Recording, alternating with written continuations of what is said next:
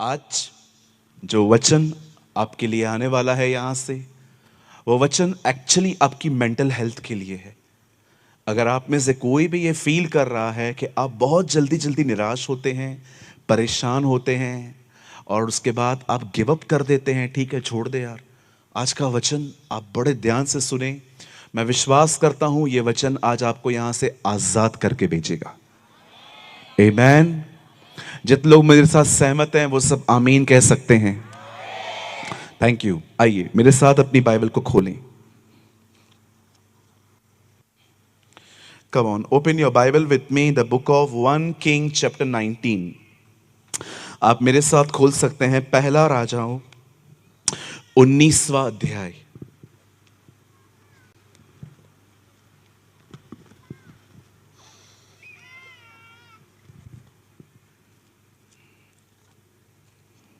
पहला राजाओं 19वां अध्याय, 1 किंग चैप्टर 19।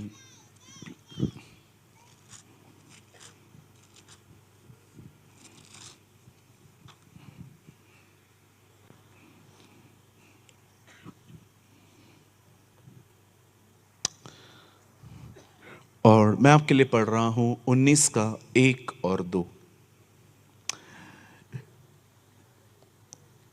अहाब ने इजबिल को एलिया के सब काम विस्तार से बताए कि उसके सब नबियों को तलवार से किस प्रकार मार डाला।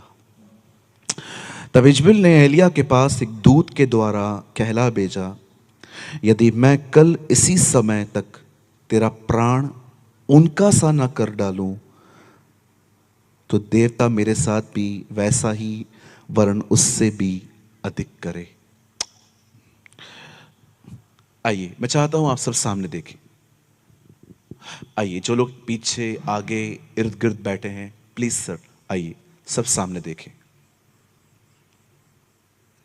या I just need your attention. मेरी बाइबल कहती है बहुत सारी चीजें परमेश्वर ने छुपा के रखी थी, लेकिन परमेश्वर का वचन कहता है इस अंतिम दिनों में परमेश्वर अपनी वो बातें कलीसिया पे प्रकट कर रहे हैं।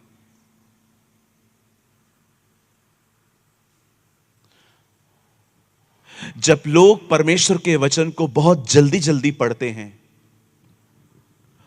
इस कारण वे परमेश्वर के वचन को समझ नहीं पाते। मैंने बहुत मुश्किल से यह बात सीखी थी कि परमेश्वर के वचन को बहुत धीरे से पढ़ना चाहिए, क्योंकि मैं बाइबल को जस्ट कंप्लीट करने के पीछे लगा रहता था कि मुझे कम से कम साल में पुराना और नया नियम 2 बार पढ़ना है। लेकिन मुझे परमेश्वर ने एक दिन कहा, पढ़ने से भी अधिक है तू उसे समझ। मुझे आज भी याद है, मैं एक वचन पढ़ रहा था जहां पर बाइबल बताती है कि यीशु के पास एक आदमी आके कहता है, क्या मैं आपके पीछे आ सकता हूं? और यीशु उसे कहते हैं, लोमड़ियों को बटे हैं, आकाश के पक्षियों को बसेरे हैं, परंतु मुझे सर रखने की जगह नहीं है। जब मैं इस वचन को पढ़ रहा था, मैं सालों तक यह सोचता था कि यीशु के पास अपना घर नहीं था। वो एक ट्रैवलर प्रीचर था, वो यहाँ वहाँ यहाँ घूमता था और प्रचार करता था। लेकिन एक दिन जब मैंने वचन को स्लोली पढ़ना स्टार्ट किया, तब पवित्र आत्मा ने मुझे कहा, आराम से पढ़। यीशु ये नहीं कह रहा मेरे पास घर नहीं है, यीशु ये कह रहा है सर रखने की जगह नहीं है। What do you mean? इसका मतलब क्या है? आप जानते हैं बाइबल ही बाइबल को एक्सप्लेन करती है, वचन ही वचन को खोलता और तोड़ता है। पुराना नियम नए नियम को पूरा करता है, नया नियम पुराने नियम को पूरा करता है। जब यीशु कहता है कि मुझे सर रखने की जगह नहीं है, तो दरअसल वो ये कह रहा था कि कलीसिया मेरी देह है और मैं कलीसिया का सर हूं। जब वो कहता है मुझे सर रखने की जगह नहीं है, तो वो ये कह रहा था मेरी कलीसिया तैयार नहीं है जिस पर मैं सर रख सकूं। कुछ लोग कहते हैं उसका घर नहीं था। भाई, हम उसके घर में रहते बगैर रेंट के। आपसे वो भाड़ा भी नहीं लेता। सोचो अगर प्रभु आपको ऑक्सीजन का बिल भेज दे तो, कि बचपन से जितना ऑक्सीजन लिया है उसका बिल भरो, कितना आएगा? देखा था कोविड में ऑक्सीजन कितना महंगा मिल रहा था। सोचो प्रभु आपको बिल भेज दे कि जितना भी ऑक्सीजन बचपन से लिया है वो भेज दो, वो भर दो। मुझे लगता है सब बेचना पड़ेगा, उसके बाद भी बिल नहीं पे कर पाएंगे अपन। कितना दयालु है ना परमेश्वर, सारी चीजें फ्री में देता है आपको और हम उनको बेचते हैं। आप जानते हैं यदि आप यहां पर इस वचन को बहुत धीमे से पढ़ें तो आपको कुछ ऐसी चीजें दिखाई देंगी कि आप हैरान हो जाओगे। मैं आपका ज्यादा समय नहीं लूंगा। मैं चाहता हूं आइए आप बड़े अब ध्यान से सुने। यह वचन आपके लिए है। मैं ये नहीं कहता हूं ये सबके लिए है, मैं कहता हूं ये आपके लिए है। इंडिविजुअली परमेश्वर ने यह वचन आपके लिए दिया है। बाइबल कहती है एक समय था जब इज़राइल के राजा अहाब ने, आप जानते होंगे इज़राइल दो भागों में बंट गया था, इज़राइल और यहूदा। इज़राइल में 11 गोत्र थे, यहूदा एक गोत्र था। जिन दिनों में इज़राइल का राजा अहाब था उन दिनों में यहूदा का राजा यहोशापात था। अब बात यहोशापात की नहीं हो रही है, बात इज़राइल के राजा की हो रही है। इसका नाम था अहाब। आप जानते हैं अहाब की जिंदगी में सबसे बड़ी गलती उसने क्या की? एक गलत शादी, रॉन्ग मैरिज। उस बंदे ने एक ऐसी औरत से शादी की जो परमेश्वर को नहीं मानती थी। हर नेम वॉज जज़बेल, उसका नाम था इजबेल। यही वो लेडी है जिसने इज़राइल के अंदर बाल देवता की आराधना को प्रमोट किया। यही वो लेडी है जो अपने घर में बैठकर पूरे इज़राइल में अंधकार बेचती थी जादू टोने के द्वारा। यही वो लेडी थी जो मेकअप करके परमेश्वर के दासों को अपनी तरफ आकर्षित करके उनके साथ व्यभिचार करती थी। मैं नहीं कहता हूं, बाइबल बताती है। मरते समय भी वो अपने आप को सुरमा लगा रही थी। आप देखो किन्नरों ने, ट्रांस जो होते हैं 5+1 जिनको हम कहते हैं, उन लोगों ने उसको धक्का दिया और लिखा है उस समय वो अपने आप को कुछ लगा रही थी। कभी आपने इस स्पिरिट के बारे में समझा है? कौन है ये लेडी? ये अहाब की पत्नी है। और मैं आपको बताना चाहता हूं यही वो लेडी है जिसके अंदर एक गंदी आत्मा थी जो उसको यूज कर रही थी लोगों को खत्म करने के लिए। कुछ लोग सोचते हैं ये सिर्फ एक बदन था। जी नहीं, वो एक आत्मा है। आप देखिए उसके मरने के बाद भी प्रकाशित वाक्य में लिखा है तेरे बीच इजबेल रहती है। एक्सक्यूज मी लॉर्ड, वो तो बहुत साल पहले मर गई ना। नो, उसका बॉडी मरा है लेकिन उसकी स्पिरिट अभी भी काम कर रही है। जानते हैं इजबेल की आत्मा का सबसे मुख्य काम क्या है? मैंने बहुत सारे पास्टर्स से पूछा और मुझे बिल्कुल करेक्ट आंसर दिया उन्होंने कि उसकी आत्मा जवानों को विशेषकर व्यभिचार में गिराती है। लेकिन आप जानते हैं यह आधी अधूरी जानकारी थी।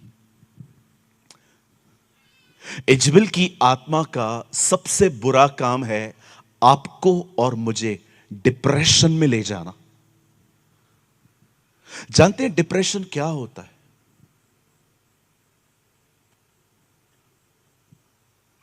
आप जानते हैं डिप्रेशन एक आदमी की जिंदगी क्या कर देता है?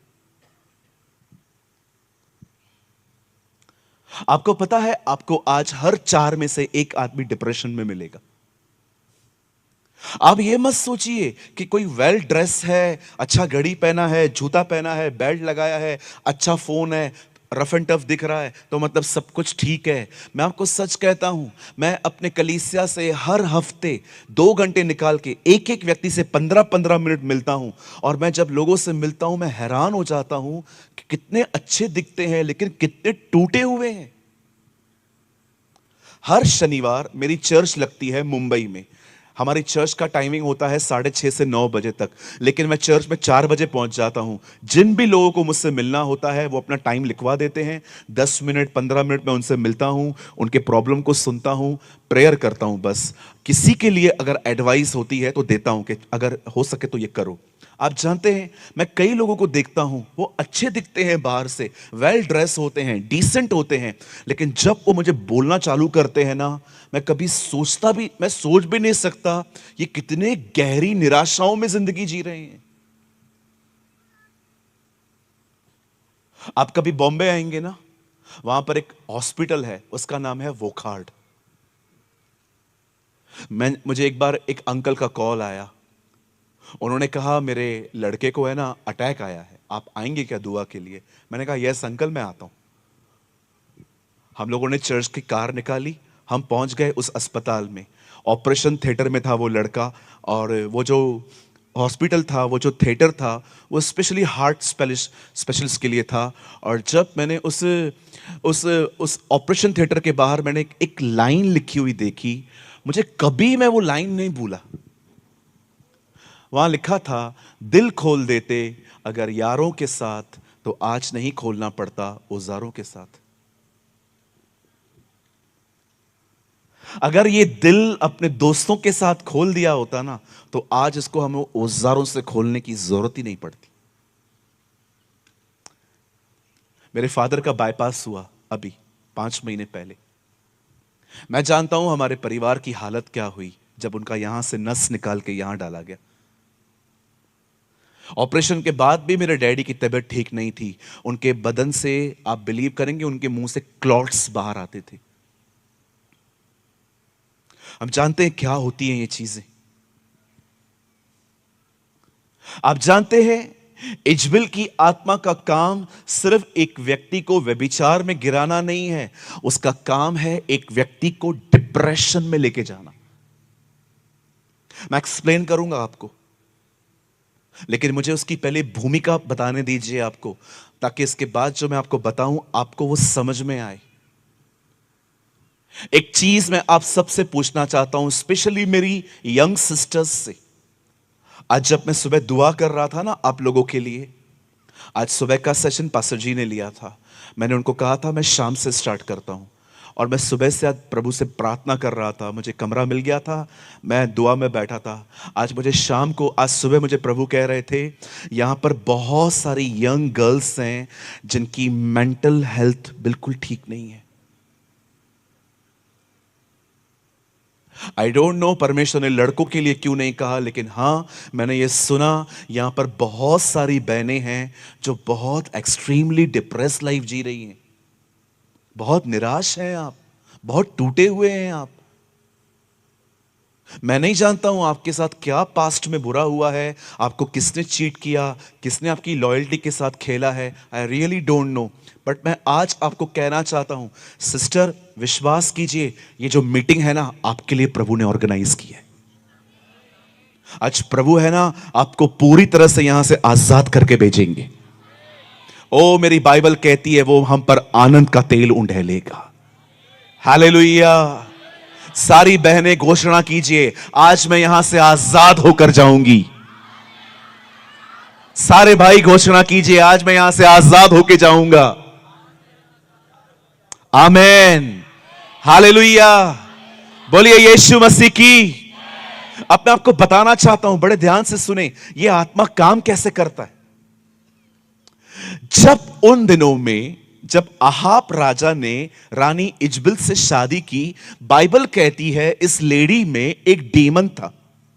डीमन को हिंदी में कहते हैं दुष्ट आत्मा। और आप जानते हैं दुष्ट आत्मा का एक ही काम है, लोगों को दुष्ट बनाना। अशुद्ध आत्मा का एक काम है, लोगों को अशुद्ध बनाना। आपने कभी देखा है किस तरह से एक व्यक्ति अपने बदन पर बॉम्ब को बांधकर पब्लिकली चला जाता है? आप उसका माइंडसेट देखो, उसको पता है सबसे पहले वो कटेगा, सबसे पहले वो मरेगा, बाद में सब मरेंगे, पहले वो मरेगा, खत्म। आप सोचो एक आदमी को इतना दुष्ट कौन बना रहा है। दुष्ट आत्माओं का एक ही काम है, एक व्यक्ति को दुष्ट बनाना, एक आदमी को अशुद्ध बनाना। कभी आपने सोचा है कि कभी कभी आपको कितने गंदे गंदे अशुद्ध ख्याल आते हैं? कौन देता है ये? प्रभु तो नहीं दे सकते, खुदा तो कभी नहीं दे सकता अपने बच्चों को ऐसे ख्याल। बाइबल कहती है इजबेल एक गलत आत्मा से ग्रस्त थी। और बाइबल कहती है परमेश्वर ने इस पूरे परिवार को सबक सिखाने के लिए ठान लिया था। और परमेश्वर का वचन कहता है उन दिनों में जब इजबेल और अहाब इज़राइल पर राज्य कर रहे थे, परमेश्वर का वचन कहता है परमेश्वर ने एक नबी को भेजा, उसका नाम था एलिया। His name was Elijah. और परमेश्वर का वचन कहता है जब एलिया आता है पहली बार, वचन उसके बारे में नहीं बताता उसका बचपन कैसा है, और बाइबल बताती है वो अपने यंग डेज में इज़राइल में आता है और पहला काम पता है वो क्या करता है? वो बारिश को बंद करवा देता है। वो घोषणा करता है कि अब मेरे कहे बगैर बारिश नहीं होगी। ऐसा लग रहा है ना कि उसके पास एक चाबी है, उससे वो उसको निकाला, स्वर्ग की ओर देखा, बंद किया, वापस अंदर रखा और सबको कहा अब ढूंढो मुझे।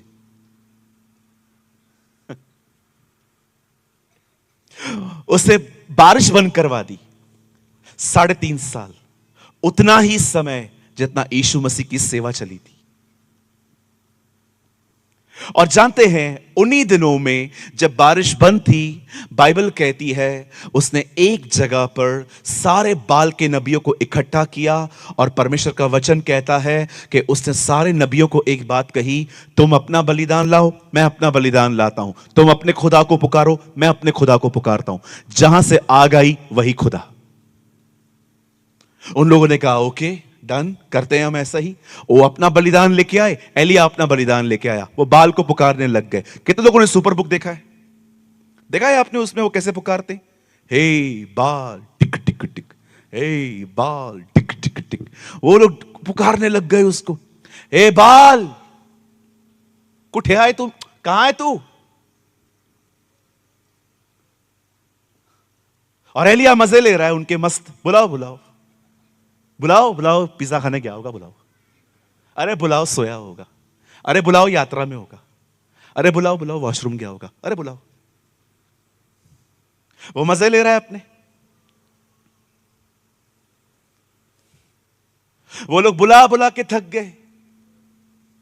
पहले मुंह से बुलाने लग गए, फिर नहीं आया, फिर अपने बदन को काटने लग गए। अरे आ भाई आ आ आ, आ किधर से आएगा? वो है ही नहीं। कहां से आएगा? वो है ही नहीं, वो उसका अस्तित्व ही नहीं है। मेरी बाइबल कहती है स्वर्ग के नीचे और मनुष्यों के बीच एक ही नाम है, और वो नाम यीशु मसीह का नाम है। मैं आप में से हर एक को कहना चाहता हूं इस पृथ्वी पर और स्वर्ग में एक ही नाम है, वह नाम यीशु मसीह का है। उसी के नाम से हमारा उद्धार हुआ है। और मैं आपको बताना चाहता हूं गुमला, बहुत जल्द वही यीशु आपको लेने बादलों पर आने वाला है। Very soon the Lord is coming. तैयार हो जाइए। बोलो बाजू वाले को तैयार हो जाओ। बोलो बाजू वाले को जैसे इस मीटिंग में आने के लिए तैयार हुए हो ना, वैसे ही प्रभु के लिए भी तैयार हो जाओ। आप लोग बोलते नहीं है? हाँ बोलते हैं ना, बहुत कम आवाज में बोलते हैं आप। 8-10 घंटे प्रेयर करके आए हैं क्या घर से आप लोग? नहीं ना। पूछो बाजू वाले को, तू बोलता नहीं है भाई? हाँ, थोड़ा फ्री हो जाओ ना, मजा आता है फिर बात करने में। ऐसे घूर घूर के देखोगे, मुझे मुझे मुझे ही नहीं समझ में आ रहा मैंने क्या किया आपका। कुछ लोग होते हैं तो देखते रहते। हमारे चर्च में एक पति है और पत्नी के साथ मतलब साथ में आते हैं, इतना डरते हैं एक दूसरे से। अगर पत्नी हंसेगी ना, वो हंसेगी तो हंसेगा, वो नहीं हंसी ना, क्या इतना डरा के रखा है उसको। एक दिन दोनों साथ में आ गए थे। मैंने पूछा और एक दूसरे के गुलामों क्या हुआ पास्टर जी, ऐसे क्यों बोल रहे हो? तू हंसता है तो वो हंसती है, तू नहीं हंसता तो वो भी नहीं हंसती। ये क्या है तुम लोग का? आप समझदार हो।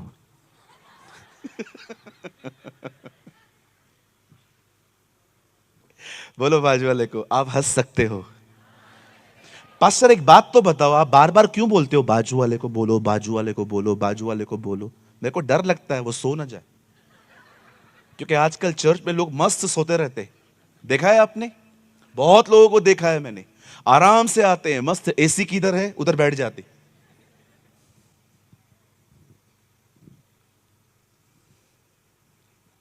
और जैसे मीटिंग पूरी हो जाएगी, पूरा नींद चला गया। कुछ तो ऐसे सोते हैं मीटिंग के बीच बीच में ऐसे करते हैं। बाप रे। एक्चुअली प्रॉब्लम पता है क्या है? आजकल मसीह लोगों को पूरे हफ्ते में 2 घंटे आराम मिलता है, रविवार सुबह कलीसिया में। बाकी वो जान निकलने तक काम करते रहते हैं। लेकिन वो जो 2 घंटा रहता है ना, अभी कोई काम नहीं है, सो जाओ। पास्टर बेचारा प्रचार करता रहे, बीच बीच में उठ के बोलता रहो, तो बोलता रहे। बोलो बाजू वाले को, चर्च में सोना मना है। हाँ, एक दिन तो एक पास्टर सो गया था, मैं मजाक नहीं कर रहा हूं। मैं एक मीटिंग में गया था, एक पास्टर मेरे पीछे बैठा था, वो सो रहा था।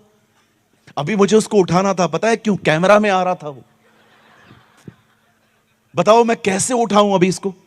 मैंने एक छोटा सा तरकीब निकाला उसको उठाने का। मैंने ऐसा किया, प्रभु महान है, अनुग्रहकारी है, हालेलुया। मैंने कहा पास्टर क्या करते हो, बेइज्जती हो रही है आपकी, पास्टर सोया हुआ है। Sorry sorry sorry sorry sorry. अब पास्टर सोएगा, चर्च कहां जाएगी बेचारी? हालेलुया। सैम्यूल, हे सैम्यूल। सैम्यूल गया एली के पास, अंकल आपने बुलाया, सो जा सो जा। सैम्यूल, हे सैम्यूल, अंकल आपने बुलाया, सो जा सो जा। खुदा जगा रहा है, पास्टर सुला रहा है।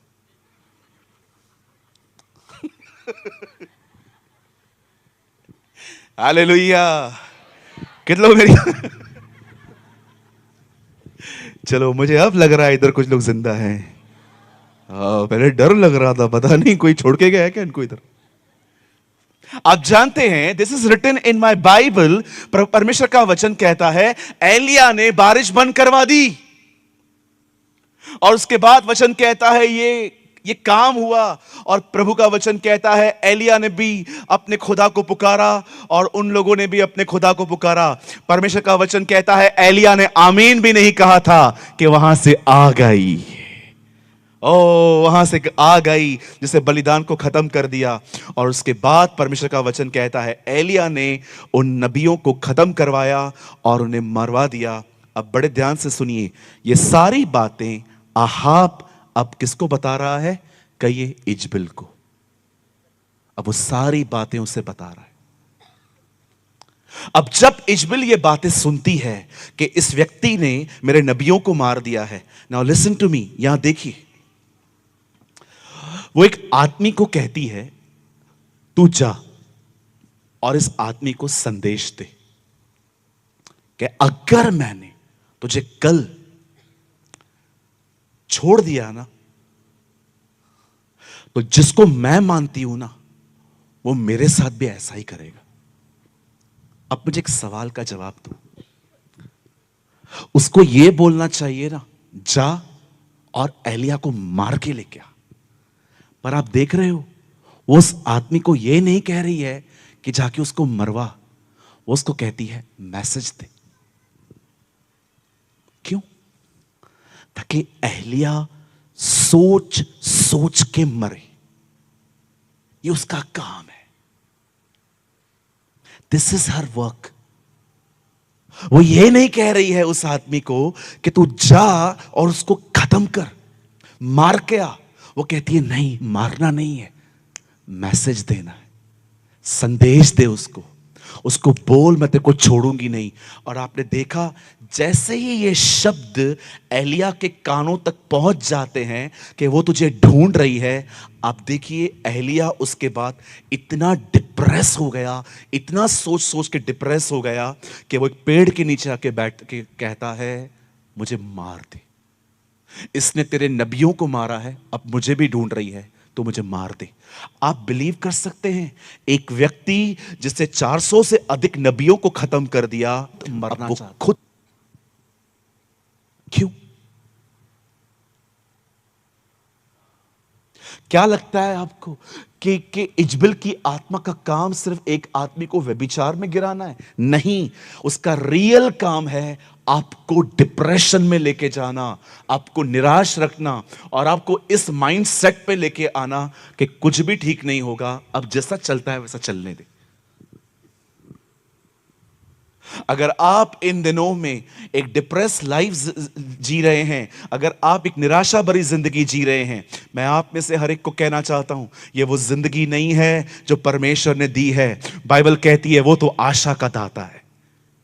बाइबल कहती है वो तो उम्मीदें देता है। दाता का मतलब होता है देना। मैं आप में से हर एक को कहना चाहता हूं, निराशा परमेश्वर की तरफ से नहीं आती है। मेरी बाइबल कहती है अब्राहम ने निराशा में आशा रखी थी। निराशा में आशा का मतलब आप जानते हैं, जब भी वो सारा को देखता था वो हमेशा निराश रहता था, क्योंकि अब्राहम में ताकत थी बच्चा पैदा करने में, लेकिन सारा के अंदर कंसीव करने की ताकत नहीं थी। लेकिन जानते हैं उसकी गर्भ को देखकर वो निराश जरूर होता था, लेकिन उसकी गर्भ से अपनी शक्ल हटाता था और खुदा की तरफ देखता था। उसे एक आशा मिलती थी, उसे एक उम्मीद मिलती थी कि परमेश्वर कर सकते हैं, परमेश्वर की गर्भ को खोल सकते हैं, और परमेश्वर ने ही किया। आज मैं आपसे पूछना चाहता हूं, आप कैसे हैं? How are you? मैंने पहले ही कहा मुझे प्रचार नहीं करना है आज। मैं जब से बात करना चाहता हूं, मुझे बताइए आप कैसे हैं? House your mental condition? क्या सोचते रहते हैं? किस बारे में सोचते रहते हैं? कुछ गलत हुआ है उसको उठा के तो नहीं चल रहे हो?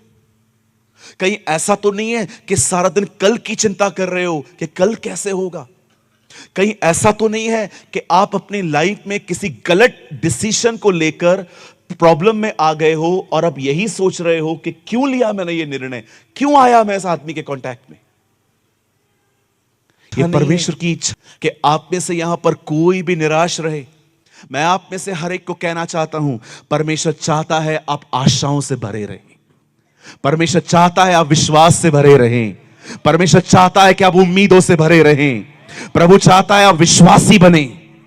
जानते हैं विश्वासी बनने का मतलब क्या होता है? विश्वास से भरा हुआ व्यक्ति। आपने देखा जब दाऊद गोलियत के सामने खड़ा हुआ, सारी इजराइल चुप करके बैठी थी, राजा हार चुका था, लेकिन दाऊद ने क्या कहा? मैं जाऊंगा और मैं से लड़ूंगा और मैं से मारूंगा। तब पूरी पृथ्वी जान लेगी कि इजराइल में एक परमेश्वर है। There is a God in Israel।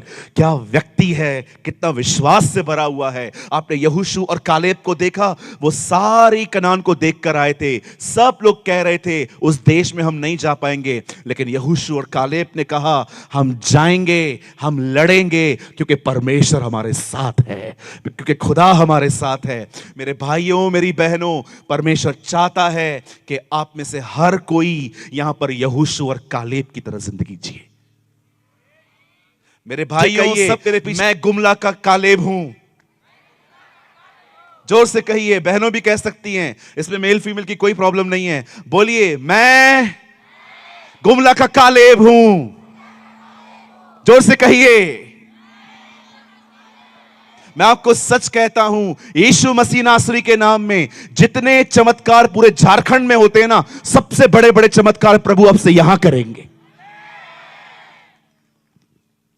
Come on, उठिए। क्या थोड़ी थोड़ी बात पे निराश होते हो?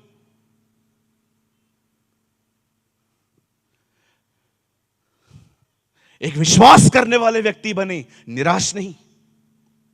जब लोग आपके घर में बैठते हैं ना, कहते हैं ना आके कि कोविड आने वाला है, फिर से ओमिक्रॉन आने वाला है, नया वायरस आने वाला है, बीच में जब मार के बोलो कोई नहीं आने वाला है।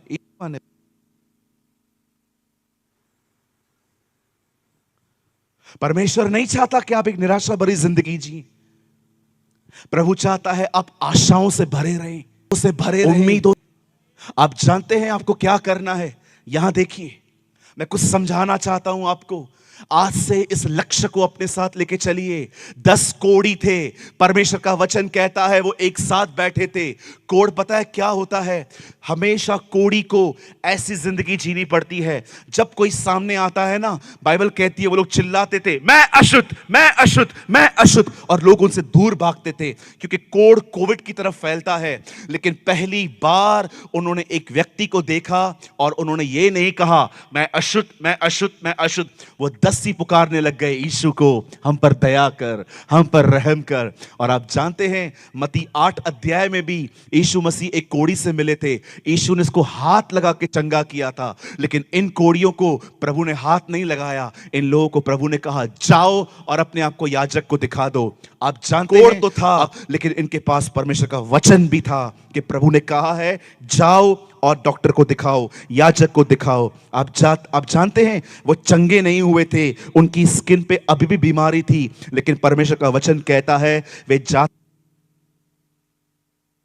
आप जानते हैं वे जाते रहे, वे जाते रहे, वे जाते रहे, और बाइबल कहती है जाते जाते वे चंगे हो गए, जाते जाते वो ठीक हो गए। मैं आप में से हर एक को कहना चाहता हूं, एक तरफ तकलीफें हैं, लेकिन दूसरी तरफ आज प्रभु ने आपको अपना वचन दिया है, इससे लीजिए, इसके साथ चलते रहिए। जाते जाते सब ठीक हो जाएगा, जाते जाते परमेश्वर सब कुछ कर देंगे। आज परमेश्वर आपको अपना वचन देता है। सुनिए, ये वचन आपके लिए है, इस वचन को लीजिए, इस वचन को स्वीकार। कहना चाहता हूं, आप में से यहां पर बहुत सारे लोग हैं, आपको पता है आप क्यों टेंशन में हो? फाइनेंशियल प्रॉब्लम की वजह से। आज प्रभु आपको कहता है मैं तेरा चरवाहा हूं, तुझे कोई घटी नहीं होगी। आज जितने भी लोग यहां पर फाइनेंशियल प्रॉब्लम से गुजर रहे हैं ना, खुदा आपको कहना चाहता है मैं तेरा चरवाहा हूं, तुझे कोई घटी नहीं होगी। ये प्रभु का वादा है आपसे, वो किसी के सामने आपको हाथ फैलाने नहीं देगा, वो आपकी आवश्यकताओं को पूरा करेगा। मैं आप सारे विद्यार्थियों को यह कहना चाहता हूं, जो पढ़ाई आपने ली है ना, लोगों को देख के उसको बंद मत करो, उसे कंटिन्यू करो, उसे चलते रहो। बाइबल कहती है विश्वास करने वाले के लिए सब कुछ हो सकता है। परमेश्वर आपको ब्लेस करेंगे, प्रभु आपको उठाएंगे, प्रभु आपको चलाएंगे। मैं आपको कहना चाहता हूं, इस वचन को ले लो। मैंने इन दिनों में देखा है लोगों के पास गीत बहुत हैं, इंस्ट्रूमेंट बहुत हैं, अलग अलग भाषाओं की बाइबल है, अलग अलग वर्जन्स हैं, बट मैंने बहुत कम लोगों को देखा है जिनके यहां वचन है। यहां दाऊद कहता है मैंने तेरा वचन अपने दिल में रखा है। ये खुदा की मर्जी नहीं है कि आप में से कोई भी यहां निराश रहे। वो चाहता है आप वैसे ही उसका वचन लें जैसे 10 कोढ़ियों ने उसका वचन लिया था। आप जानते हैं ये जो दिन है ना, ये जो दिन है, क्या तारीख है? आप विश्वास कीजिए, ये जो 2 दिन है ना, मुझे सेम डेट किसी ने जर्मनी के लिए मांगी थी। 3 दिन, 14, 15, 16। कई बार वो मुझसे मेरे पेपर्स मांगे उन्होंने कहा आप हमारे अपने पेपर्स भेज दो, अपने डॉक्यूमेंट्स भेज दो, हम लोग को आपका पूरा सब कुछ करना है, यहाँ पर आपको स्पॉन्सरशिप लेटर भेजना है जर्मनी के लिए। और वो सेम डेट्स मुझसे पास्टर राजीव ने मांगी। मैं बहुत कंफ्यूज था। मैंने परमेश्वर से कहा प्रभु, एक तरफ आप मुझे अब्रॉड जाने का अपॉर्चुनिटी दे रहे हो, दूसरी तरफ मैं उस स्टेट में जा रहा हूं जहां पर मैं काफी बार जा चुका हूं। आप मुझे बताइए मैं कहां जाऊं। मैं प्रभु की उपस्थिति में खड़े होकर कहना चाहता हूं, प्रभु ने मुझे कहा गुमला जा।